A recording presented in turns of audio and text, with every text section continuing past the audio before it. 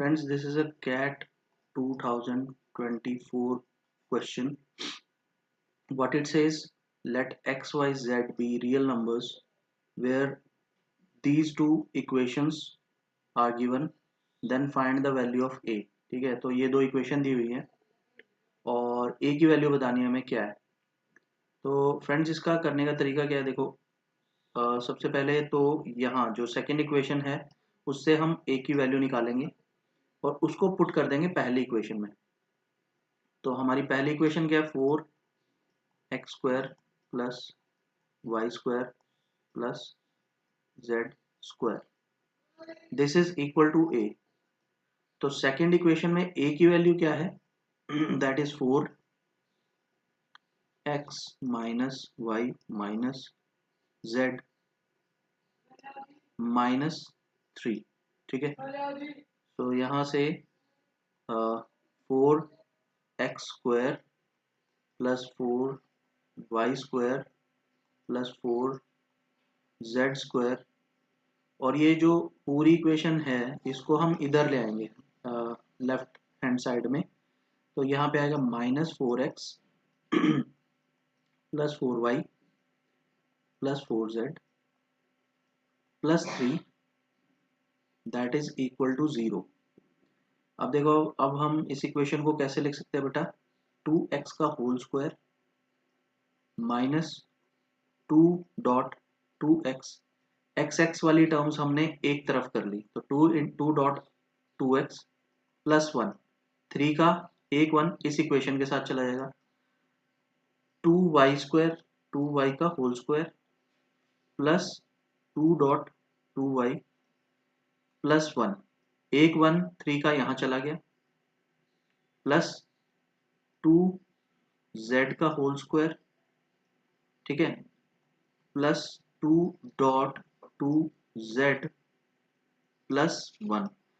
So friends, ये equation हम ऐसे लिख सकते हैं। ठीक है, क्या किया मैंने, 4x² 4x और इसका प्लस 1 एक जगह लिख लिया, 4y² 4y और इसका एक और 1 एक जगह लिख लिया, और 4z² और 4z और इसका एक जो लास्ट बचा हुआ 1 है वो एक जगह लिख लिया। फिर मैंने इसको होल स्क्वायर में कन्वर्ट कर दिया, 4x² विल बी 2x का whole square, similarly 4y² will be 2y का होल स्क्वायर, इसी तरह से 4z² क्या होगा, 2z का होल स्क्वायर। तो फ्रेंड्स, अब ये जो इक्वेशन है ना, और यहाँ पे क्या था, इक्वल टू 0।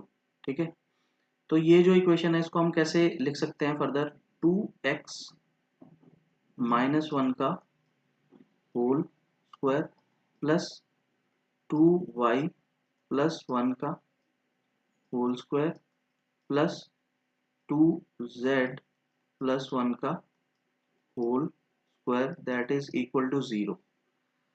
अब अगर ऐसा है, इस तरह से होता है ना, अगर कि हमें एक प्रॉपर्टी पता है कि a² plus b² plus c² is equal to, अगर ऐसा है तीन स्क्वायर्स हैं जिनका सम 0 है, तो डेफिनेटली क्या होगा, a इक्वल टू, सॉरी यहाँ पे आएगा,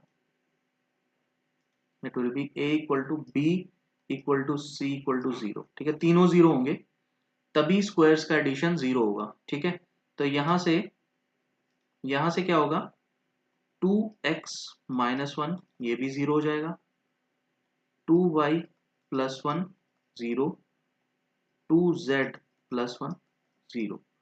सो x की वैल्यू आएगी हाफ, y की वैल्यू माइनस हाफ, z की वैल्यू भी माइनस हाफ।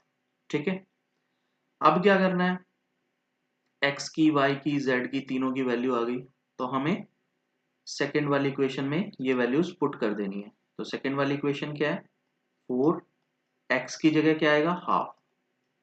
ठीक है, माइनस वाई, अब यहाँ ऑलरेडी माइनस हाफ है और वहां यहाँ इस इक्वेशन में क्या है, माइनस वाई, माइनस माइनस हो जाएंगे प्लस, इसी तरह से z वाली टर्म भी हो जाएगी, माइनस हाफ क्या हो जाएगा, plus, this is equals to 3 plus A.